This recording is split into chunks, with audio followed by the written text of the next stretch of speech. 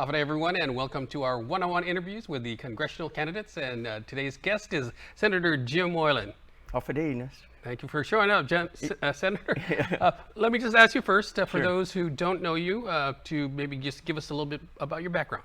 I'll be happy to. Of course, I'm senator at this point, but this is my second term in office. So I was part of the 35th Guam legislature and now into the 36th.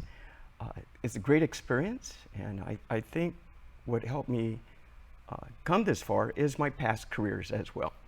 The other day I was up at University of Guam, and it reminded me when I graduated there, and I was talking to the students and how a great time they're having coming back at the first day of school, right? And we're passing out some things, just keeping it exciting. But it reminded me, I said, wow, I was over here back in 1986 when I graduated, and I was like, oh, they go, where did you, what was your degree? And I go, criminal justice. I said, oh, that's good, right? And I said, you know, I also joined the ROTC program, and I encourage you guys to do the same. And that really helped me out in my studies, and it helped me understand a lot about serving my country too. I was enlisted, and then I graduated from the officer course, and then I went to officer school with the Army, and I went to jump school also. That was pretty exciting, but it really built myself, right? I'm 5 feet 6 inches, but I tell you what, after I finished basic training, I felt like 6 feet too. I was really proud to be part of the armed forces, right? And that gave me a lot of love for my country, and even more love for my island, right? So after graduating at the University of Guam, then I was active duty for a couple of years, and I served at the Guam Army National Guard doing that too. And that was a great experience. You know, at that time we were going through a change from what we call a service support battalion to combat infantry, because the threat was changing. And this is still in the, I think, late 80s already. So at that time already the military can see the situation building up in Indo-Pacific, right? And I was part of the reorganization plan of that to see what forces we're going to do as we build our infantry battalion. So we went from several hundred to several, there's over 1,000, I'm sure now. But this experience also helped me understand Indo-Pacific and how important our island is to the United States. And I also had the experience working with the Joint Regional Marianas too during that planning section as well. And what was interesting too on that, I went to the Pentagon 4 times in 1 year, working out with my constituents, with the other Army soldiers over there on these different organizations that we're building. So that was a great experience. Then I finished my contract with the Army when I was reserve status, and I said, I'm ready to do something new. Then I joined Department of Corrections. I utilized my criminal justice major. I was a parole officer for 7 years, from 90 to 97. And just recently, a fun story, I'm going to call out the gentleman, Rick Salas, was my director at that time, and I bumped into him over at Capitol Kitchen, the old Papa's there, and we had a great time. I was sitting down with him and Governor Joe Atta and my former director, and he mentored me on how my career was at DOC. Those things again helped me with my current duties as a senator. I see the struggles with law enforcement has, right? I see the struggle with our community has with the drug epidemic, and we had that problem back then, but now it's just compounded even more. I see the struggles with the facility at the Department of Corrections. And as a parole officer, our main goal is to help these inmates come back and be productive members of society. And I recognize the struggles on their rehabilitation as well. And it's unfortunate that many become recidivists. We don't want that to happen. And again, this helps me as a senator on looking at different bills to support our law enforcement folks too. So I understand that as well. So after seven years doing that, I said, you know, it's probably good I get back into the family business, which is insurance. Right. And I've been doing that for over 20 years as well. And great experience with that on the financial side, and I was doing the health health side too. So our issues with the health, I understand that through my career too. So I was able to apply all these things from the military to correctional work to private business too, to apply that to my duty as a senator, a two-time senator now. Well, there's one thing for sure, Nestor. I'm not going to be in the 37th Guam legislature. That's correct. Right? Okay. And today we'll be back in session here and at 2:30, and we're going over that budget, and we're looking at that, and we're doing our best, right? But everybody wants to do great. I'm sure they're all watching. Those who have the committees watching to ensure that their agency is well taken care of. Yeah. So now it's just a matter of negotiating and discussing, and that's what I can see myself through that learning experience with the 35th. You may have recalled we had 10-5, right? And we had 10 Democrats and 5 Republicans.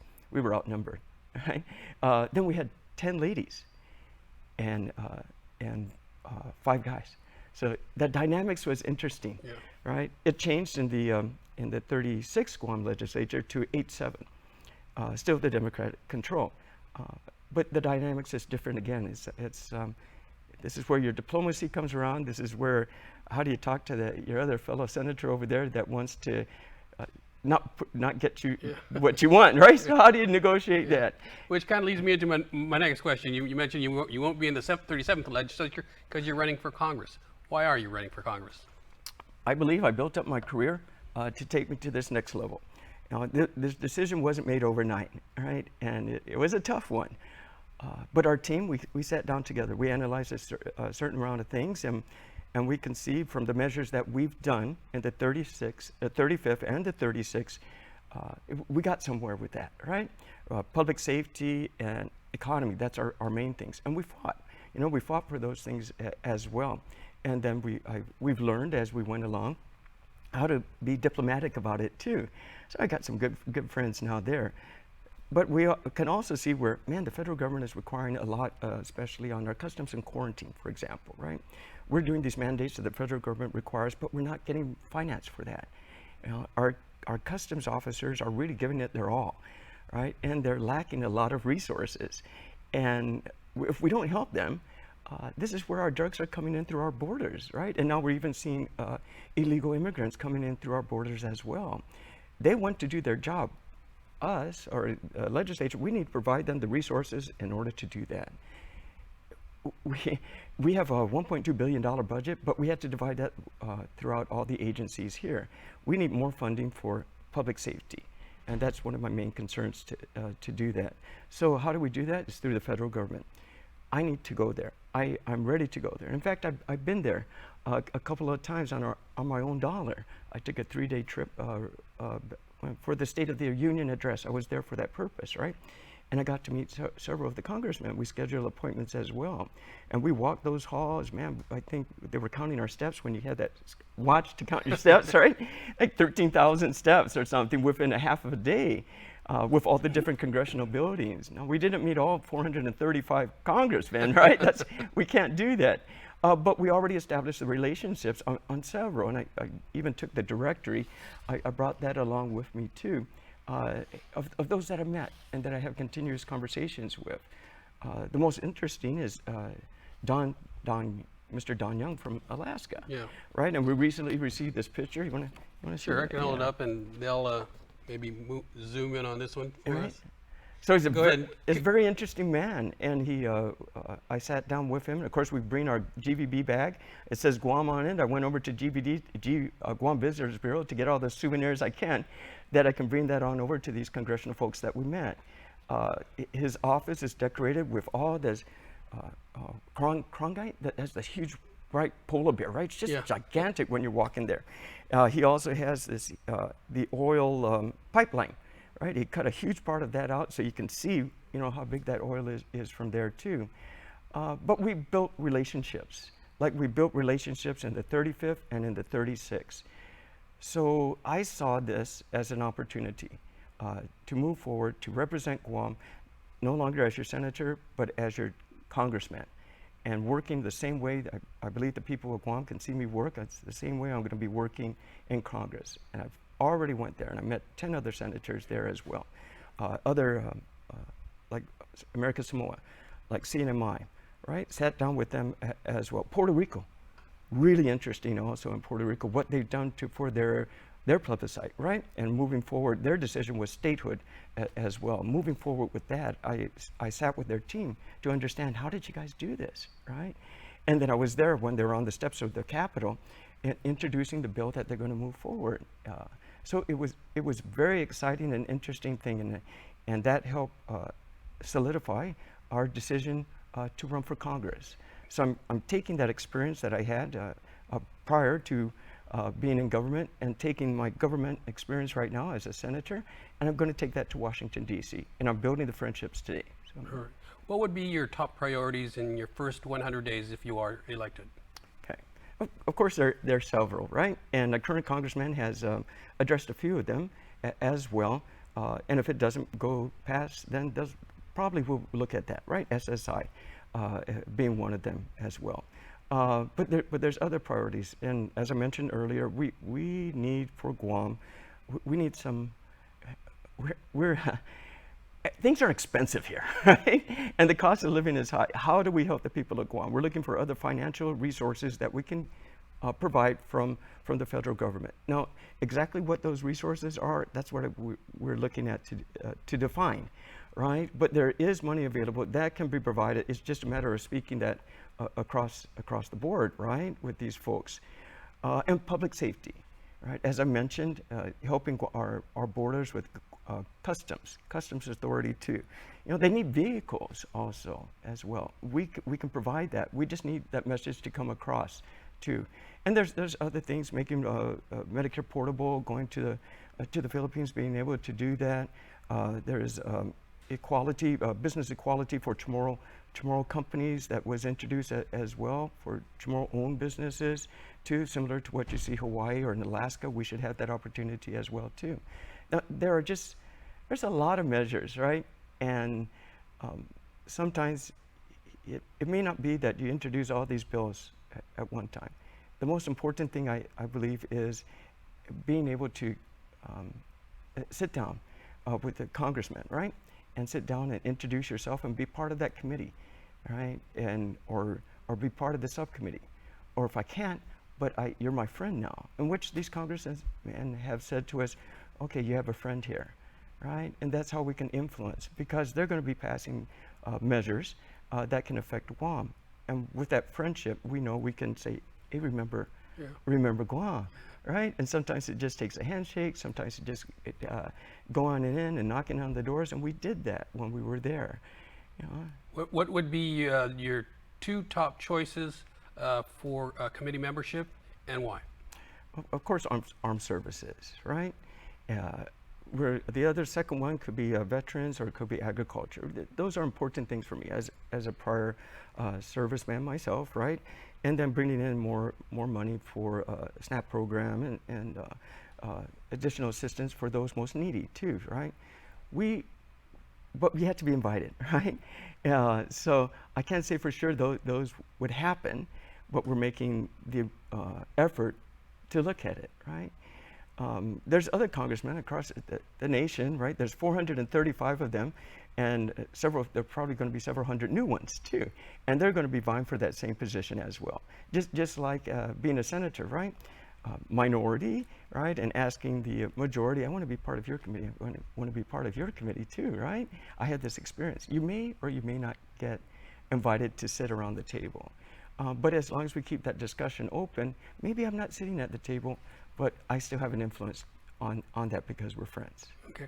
As a senator here, you've been one of the more prolific writers, if you will, to the governor. Some might even call you a thorn in her side, in a polite way. Sure. Would you, if you are elected as a congressman, would you change any of that dynamic, that relationship, as a congressman, as opposed to a local senator?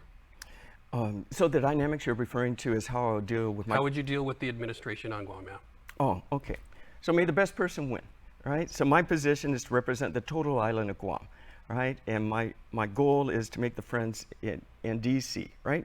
And we have certain ways we're going to do that, and I'll be happy to share that with you. But our governor, whoever there be, the current or new, I'm working with that governor, right? It's my goal to ensure that whatever differences, if we all have differences, that's fine. But my duty as a senator and being a minority senator, I did what I needed to do in a polite way, right? But I'm going to keep on pounding. You're not going to. I represent the minority, right? They have the majority, but there's still minority that needs to speak, and that's why we pounded that. That's why we push things like the RISE Act. We're still pushing that as well. We picketed in front of the legislature building to say, hey, we're important. We're essential. You can't just close the door. We need to work, just like they did it. They were working in D.C. And I picketed to have an emergency session too. So that was my level as senator. But my level as a representative for the island, that's a bigger role. And no matter what differences we may have, we're in it for the right reasons. So I plan to work with the next elected governor, and I plan to work with the next, the 37th Guam legislature as well.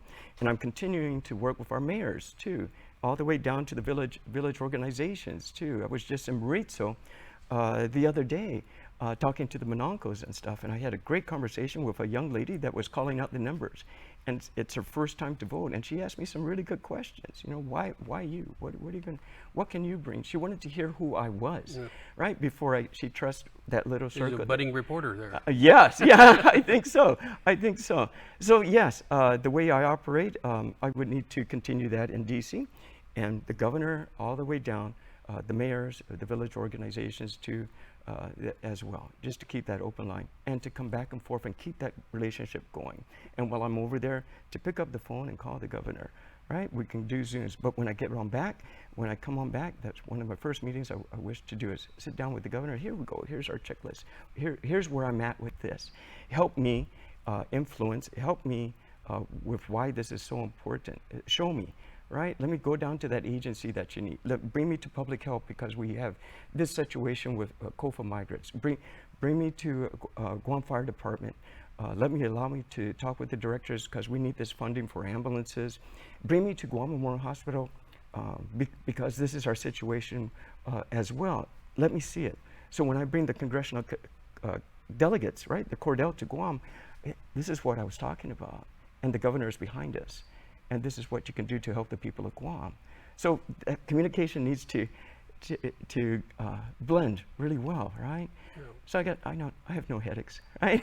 May the best person win. And I just want to really say, we really need to get the vote out, right? We have a few more days before the early voting ends. We have 30 days of that. And it's so important that people come on out to vote. Of course, I'm going to ask for everybody's vote, but if you don't vote for me, just vote. Please do that. Absolutely. As a practical matter, a lot of the delegates' work is individual constituent issues. Yes. How do you plan to address that, and how do you plan to split your time between home and Washington, D.C.? I sometimes because of the conversation, I have a long drive to work. Yeah, it takes like 15 hours, something like that, right? But it's important to continue it, right? When you're in session in DC, it's important, right? How long I need to stay there is, no matter how long, time is not the object. I got to get the job done, right? And then as soon as that's done, then I come back home, right? I would like to come back home monthly. That'd be wonderful. I would like to spend a week here while I'm working with the constituents here and listening to their issues. I want to go around the island. I want to visit every mayor while I'm here too. But I had to close that side when I'm in DC, right? Finish up those bills, ensure that we're included, right? The money is there, the wording may not be just right. Talk to my other congressmen because of that relationship. And then once that's finished, then I come on back home. So, and again, another long ride back home. But it's so important, I think, to ensure that they have accessibility to their representative.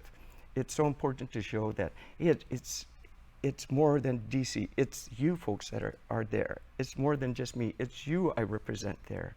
And I'm excited to do it. I'm really looking forward to it as well. But there was one other question. I know you mentioned something there, and that I wanted to. Earlier we were talking about how you would navigate as a freshman in Congress. And I think you touched on that a lot as you finding a mentor.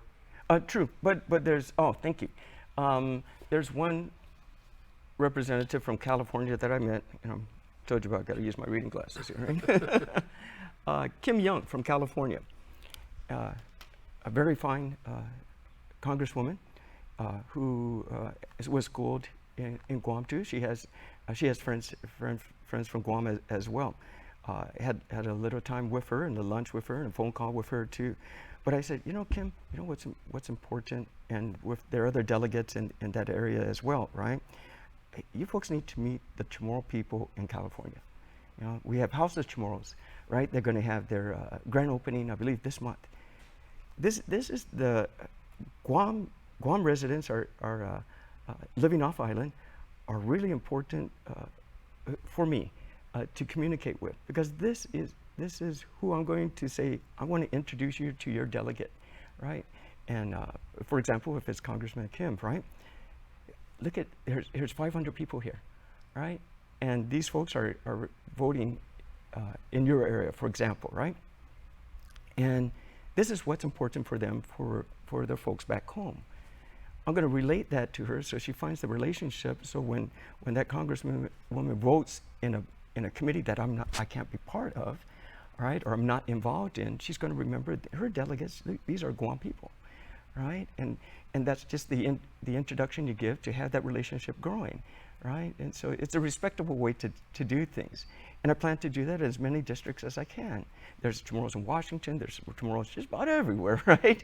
But again, there's over 435 Congress folks, right? Yeah. You can't reach out to all of them, right?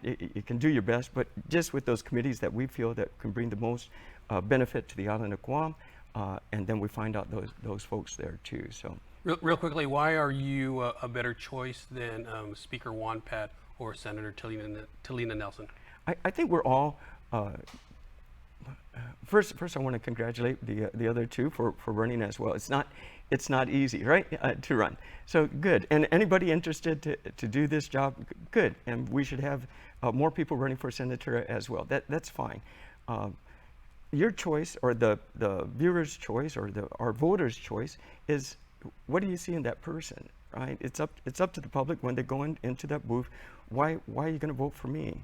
Just look at what I've done. And if you like it, I'm going to continue that work as well. I have the experience I mentioned in federal government when I was a soldier and jumped out of airplanes too, right? And then in government service with the law enforcement, and I want to work with that well as well. And then private enterprise too, you know. And I'm ready to do this. I work really hard, and I have a wonderful team that is ready to do it as well. I come with a group, right? I built these relationships. I've been there. I've done this, right? And I see what it takes. And then in Moylan's Insurance, man, you're going over there and you're knocking on doors, and you can't be afraid to knock on doors. And we did that. We knocked on doors too, and we just walked right in. And if that door was open and that delegate was available, hey, I'm Jim Moylan. You know, I'm from Guam. So. All right, Senator, we've got about a minute left, so I want to ask you to look into that camera too, and tell the people of Guam why they should vote for you. Hafide, I wish to be your next delegate in Washington, D.C. I feel I'm ready for this job. I want to take this opportunity. I'm excited to do this work for the people of Guam, and I will be available for you. I have great ideas to share. I have met many people in D.C. as well already. I started my work there, and I'm really passionate in taking this job and making it right for the people of Guam. I want to represent you with as much as you can tell me, right? And I know I can do this, and I'll really work hard for you. So please give me your vote in this election. And please tell everybody you know, get out there and vote. If you're a registered voter, please get out there and vote. I'm Jim Moylan, and circle me in, all right? Okay. All right, that's Senator Jim Moylan, a candidate for Guam delegate to the U.S. Congress. Thanks to you for joining us, Senator. It's been a pleasure. All right. I'm Nestor Licanto. Thanks for watching, everyone. We'll see you again next time. Thanks for watching.